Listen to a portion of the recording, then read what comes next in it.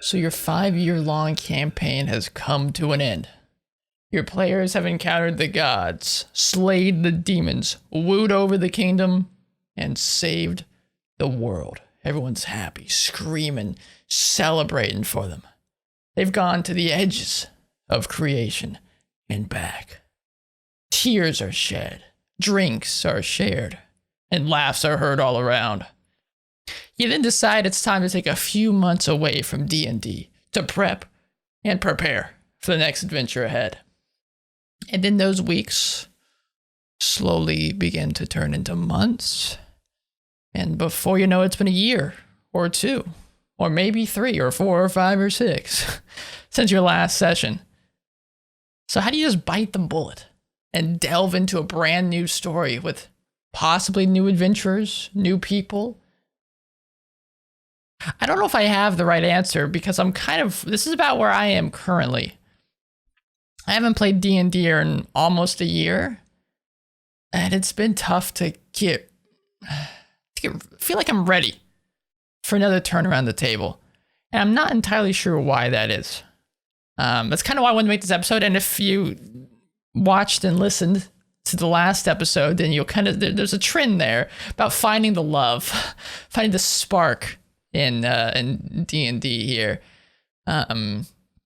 And so I mainly have made these last couple episodes for myself. Actually, this episode and the last one for myself. And hopefully you guys get something out of it too. I'm also noticing on the YouTube here and the camera, I'm a little zoomed out. So I'm actually going to zoom myself in. We're going to get a little bit closer for this episode.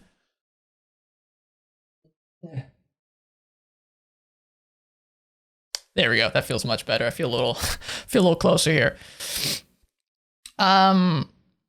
So while making this episode, I kind of explored a lot of these ideas and topics for myself. Because like I said, I'm in this spot for my own home game now. For one reason or another, it's kind of led to, not playing and then pushing it off and then not playing and then pushing it off. And then now I'm in this spot where I want to play again. But there's like a blockage holding me back. And so this episode was kind of a freedom of thought, freedom of consciousness, I guess, just kind of spilling ideas out onto a page and putting a camera in front of me with a microphone and spilling my ideas and thoughts. So there's a speaker / author / lawyer by the name of Mel Robbins, who also is there's a book called The 5-Second Rule. I'll talk a little bit about later. She has this quote: "Life is hard already, yet we make it so much harder when we listen to our fears. We convince ourselves to wait, and we hold our greatest selves back. We all do it. We all hold ourselves back at work, at home, and in our relationships. The question is, why do we do this? The answer is brutal. You can call it a fear of rejection, or a fear of failure, or a fear of looking bad. The reality is we hide because we are afraid to even try."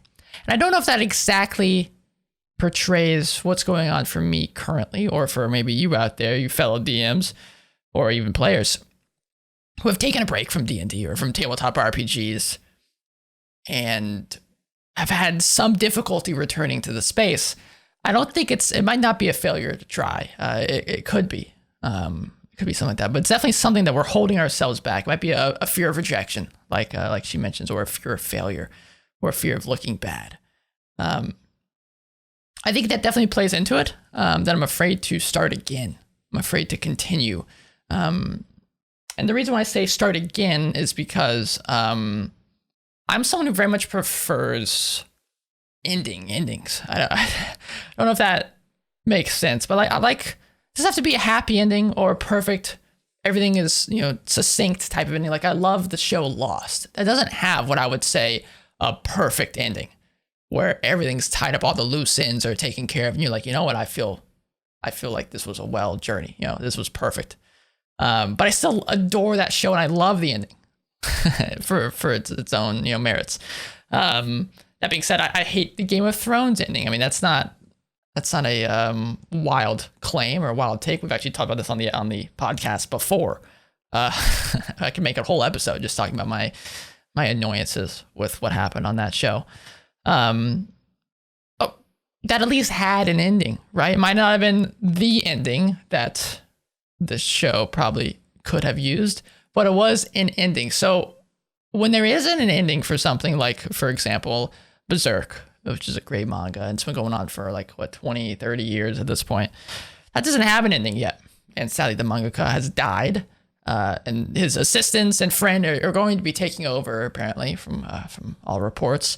But there's no ending to that. I don't think that manga is isolated. There are lots of other stories that have yet to be finished that have been going on for 20, 30 plus years. And so when you get into something that doesn't have an ending, and then you kind of, I guess A Song of Ice and Fire is another good example. The Game of Thrones show ended, but the A Song of Ice and Fire books have not. So if you get into those, I actually have up here too, the name of the Wind, I can't remember the full series, by Patrick Rothfuss, also doesn't have an ending yet. And, it's kind of all memed around here, these fantasy books that don't have endings yet. And, are they ever going to happen? Probably not, whatever. So when you get into something like that and you finish the last book and you're so excited, and it just leaves a bunch of cliffhangers and there's a lot of loose ends and there's nothingness, kind of gives you this empty feeling. And I feel the same way when it comes to tabletop games. Our campaign, our home game, did not get the pretty bow on top ending that I would have liked. That happens. I don't think that's an isolated story. To many people, many of us that play this lovely game, whether it be D&D, Pathfinder, any type of tabletop RPG experience that can last a long, long, long time, this is very common. People move, people get busy. It's only natural. But it makes a finished D&D campaign of 3+, 4+, 5+ years a true enigma. So then how do you create anew when the previous adventure is left? And then especially if you're, in the exact same world, like the first campaign I ever ran was also in the same world that I've been creating for a long time now, for our second campaign. And then this next campaign that I want to run at some point will also be in the same world. Well, if you didn't finish all those loose ends, if things were kind of left unfinished, you kind of got to play with that. And if you're playing with similar players or the same players, I don't want to feel like I'm punishing them. Like, it's not their fault we didn't finish the campaign, right? So I don't want to say, okay, the entire world's gone to shit. All the people you cared about in the last campaign, they're now all dead. And now you have to do something about it. I don't know. I don't want to do that. But you got to find some sort of way to continue if you're playing in the same world. I think it's a difficult answer to continue when the previous story is left undone. It's something that I'm still looking for. That's what, again, what this whole podcast is about. It could be as simple as just start for some people, like the just get good for Dark Souls. Just do it. Thank you, Shia LaBeouf, for that, by the way. But others may need something more than that. I know there's a lot of people like, I love D&D, I love DM, I love world building and writing, so I'm just going to continue, make a brand new thing. I don't really care that it didn't finish. That's fantastic. You can stop the video right here. But for those of you who have difficulty starting a new campaign if the last one didn't finish, or let's say you've taken a break from D&D for a long time, until you did finish that campaign, and you decided to take another extended break from D&D while you prepped and prepared and got ready for the next adventure, and then, like I said, that adventure, that wait turned into years or months or whatever, please comment down below in this YouTube video or hop into the Discord and go to the listener comment section and tell everybody. Tell us why or how you're able to break that, or if you haven't broken that yet, say what's going on. Maybe we can help you out. Some other ideas that I've had are writing a collaborative ending of some sort with my players from the last campaign to create some semblance of a conclusion, even without finishing the full story. That way, it's not like a big punishment, like if we continue in the same world and like the big bad wasn't ever killed and so he's taken over the world or something. And it also, for myself, creates some sort of conclusion to the narrative that we were creating. I could also see the usage of like a series of one-shots. At that point, I guess they're not really one-shots. To be fair, in this tabletop RPG space, we use one-shot, the term one-shot, very loosely.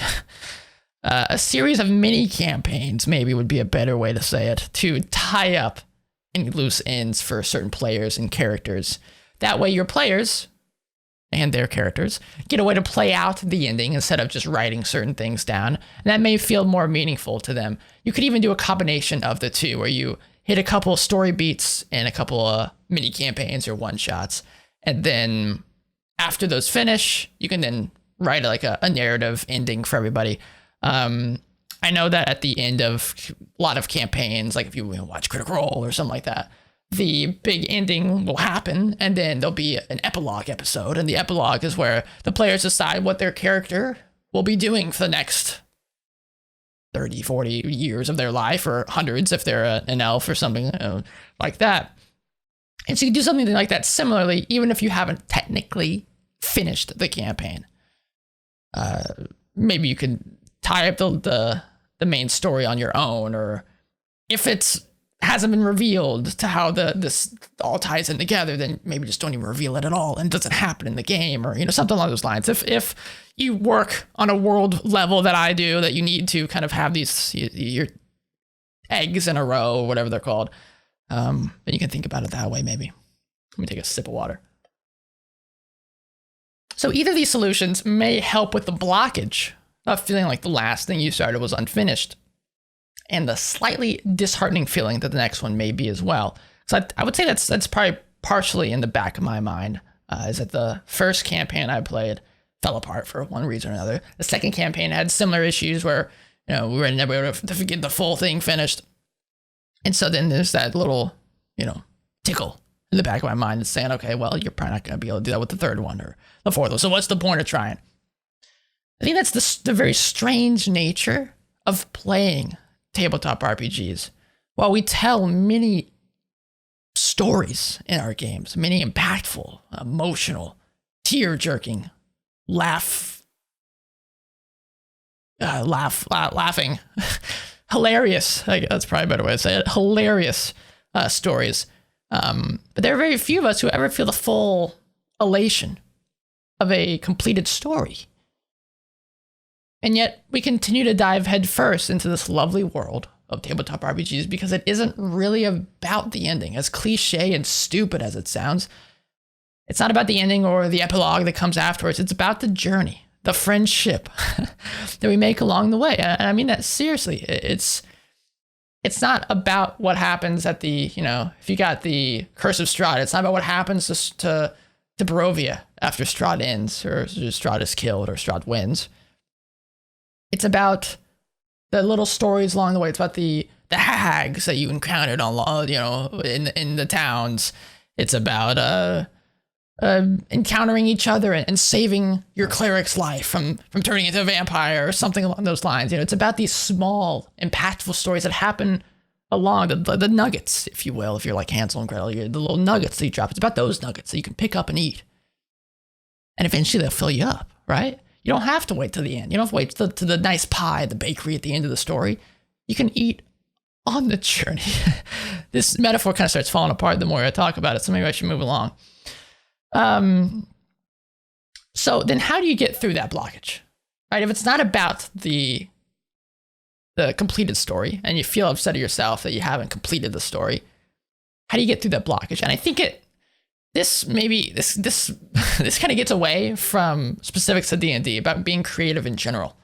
You kind of see like the topic, the title about reigniting your passion. This is kind of a little more along those lines about writer's block and finding that love for what you do again.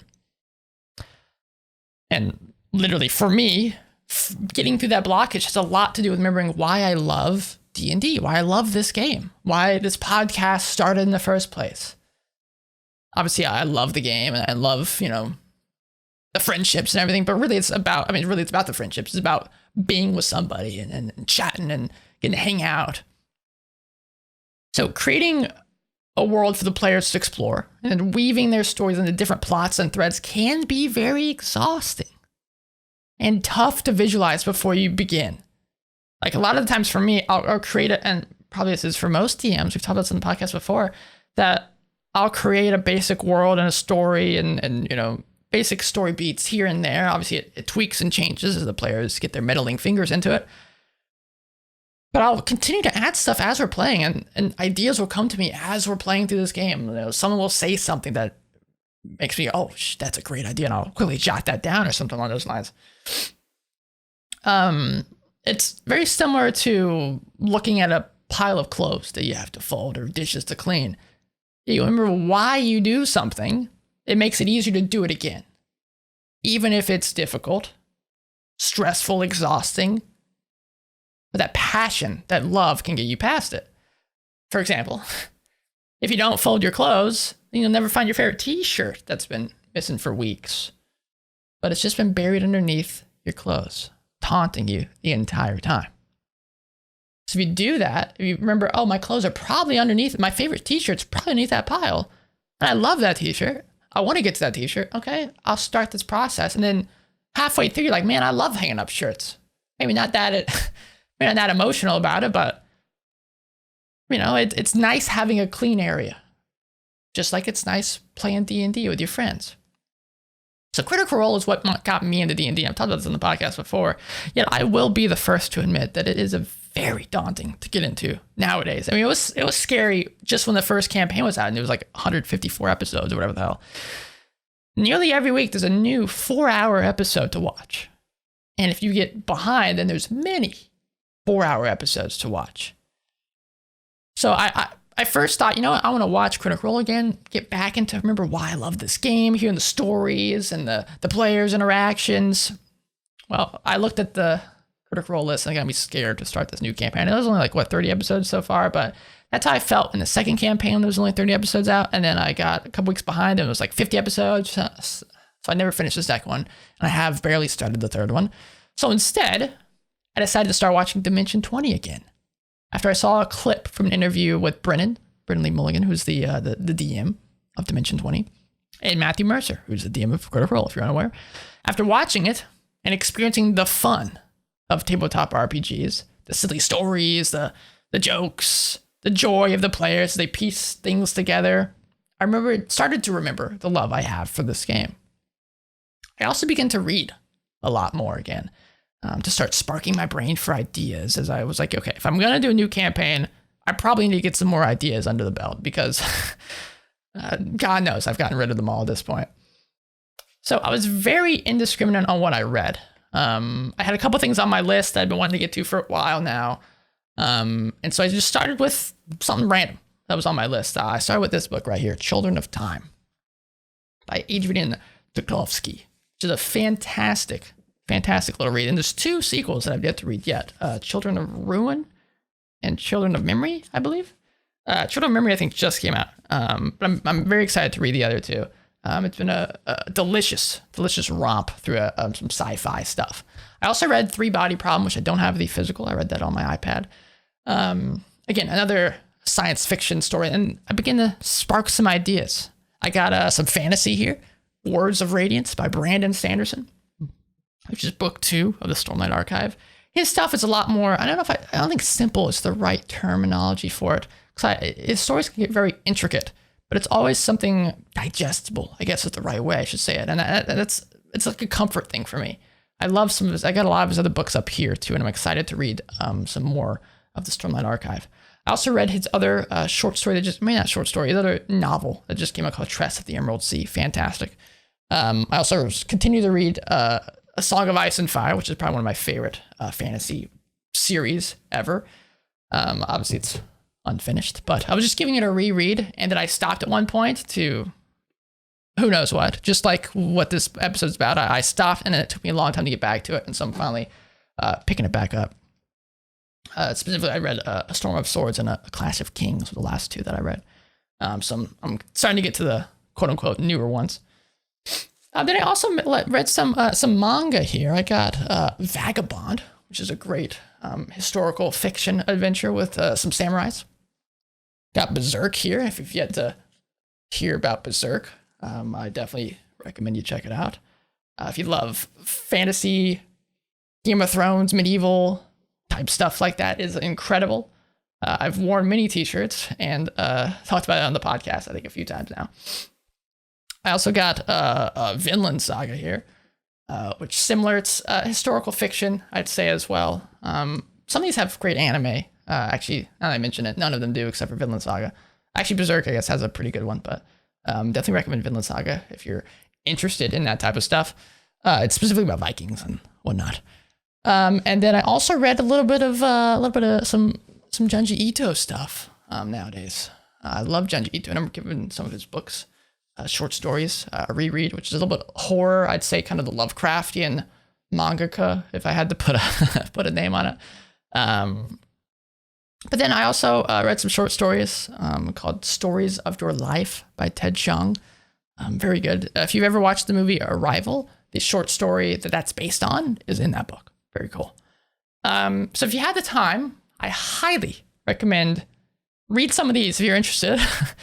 But especially DMs, but also players, I just recommend read. Just don't pigeonhole yourself to one genre. I know the ones I just listed are kind of all under the same genre umbrella. You know, they're similar enough. But I'd recommend check out some nonfiction, historical fiction, things just completely out of left field. Like I got a bunch of books behind me. These are all nonfiction books right here. These are some fantasy up here, some more fantasy up there. D&D here. I got more around me that you can't see.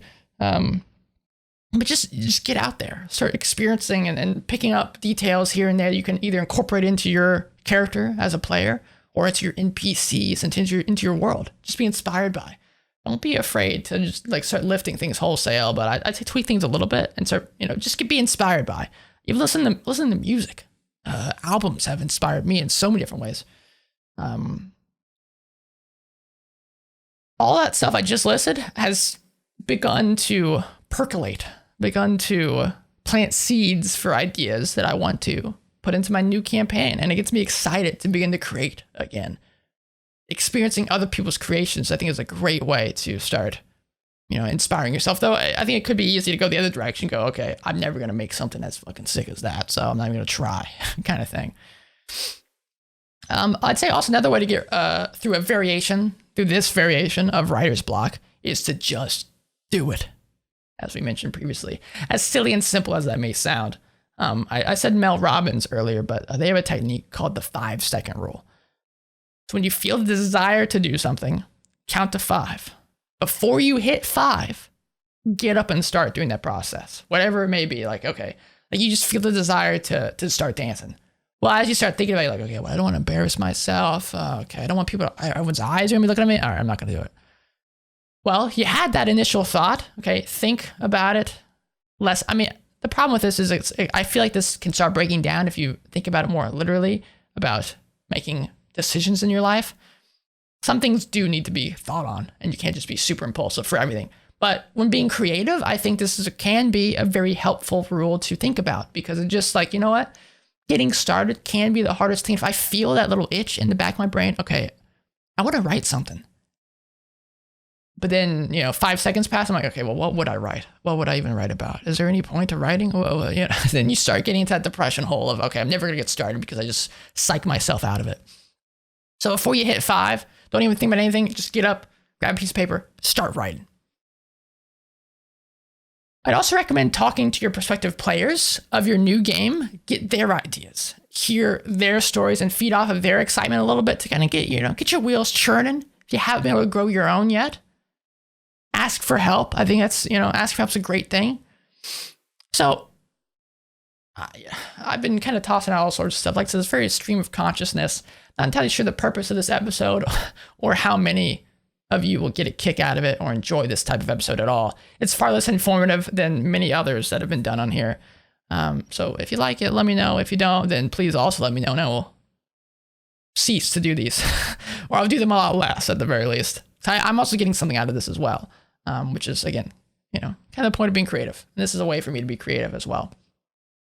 But I do think it's also an important thing to discuss in a more general sense. I could also make a more informative type episode on it, because burnout, writer's block, is a real thing that affects many DMs out there. I'd say even maybe players too. It's less of a writer's block with players, but more of a fear type thing, maybe to get back out there. Maybe you had a really bad group. Like, this was a terrible experience. Like, okay, well, I don't even want to try anymore. What's the point? No D&D is better than bad D&D. So, and every D&D I've ever been a part of is bad D&D, so I'm not even going to try again. So I can get that as well. So like I said, I think it's an important thing to discuss, whether it's about D&D or just some other creative outlet. The key is make sure we don't let it kill our entire drive to play this weird and wild, wacky game, or just to do what we enjoy. I mean, there's a reason we enjoy it. I think unless you think it's best, like, this is taking up way too much of my time, this is making me way too stressed, there's a reason why you enjoyed it in the first place. If you can try to rekindle some of that enjoyment, do it for yourself, create art just for you. I think it's a little different for D&D because I'm not only just creating art for myself, I'm creating it for 4 or 5, 6 other people in front of me. So it's a little more of a collaborative experience there. But starting with creating for yourself, remembering why you love something, could be very helpful. The last episode was really about that for me, was, okay, why do I love DMing? Okay, and that was a super episode for me to do. When I found that Reddit post, like, okay, yeah, I love that, but why do I love that? What else can I add to? Because there's a lot of things I love about being a DM, and it kind of just started coming to me during the episode.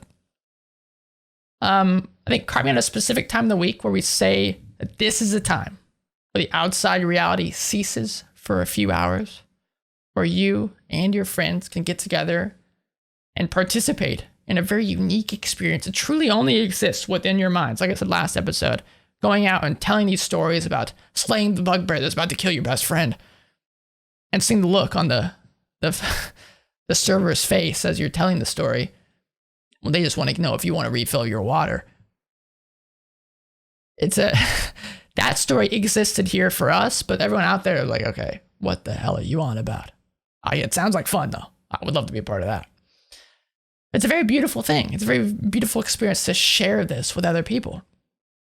And that's something that we need to remember. Yeah, I think the anxiety will always be there, especially as being a DM. My anxiety will always be there. But the joy of creating makes it all well and worth it. Amanda Palmer, who's a singer and I guess an author, has this quote, resonated well with me, and goes back to what I said earlier about talking to your players. It's about finding your people, your listeners, your readers, and making art for them. Not for the masses, not for the critics, but for your ever widening circle of friends. It doesn't mean you're protected from criticism. If you lean out the window and shout down to your friends, you might get an apple chucked at your head. But if your art touches a single heart, strikes a single nerve, you'll see people quietly headed your way and knocking on your door. Let them in. Just a book called The Art of Asking, and a TED Talk of the same name. So if you found that to kind of hit you like it hit me, definitely recommend you at least listen to that TED Talk. Yeah, remember why we do this lovely game, and do it. See your friends, hang out, experience stories together. Let them in. Amen. I don't have anything else to say. That's kind of the thing. I think I found my spark just by saying this episode, just by talking. And I hope, like I said, I hope this got to you in some way as well. Find your passion, continue with it, love yourself, love what you do. Hop in the Discord, tell everyone else what your passion is and why you love doing what you do. Whether it might not even be D&D. Maybe you love D&D, but that's not your passion. Your passion is welding, or your passion is stone carving, something like that. Tell me. I want to know what your passion is, because hearing your passion makes me passionate for your passion. I'll see you next time. I don't know what it will be about, but maybe it'll probably be a little more informative than this one and be a less little stream of thought.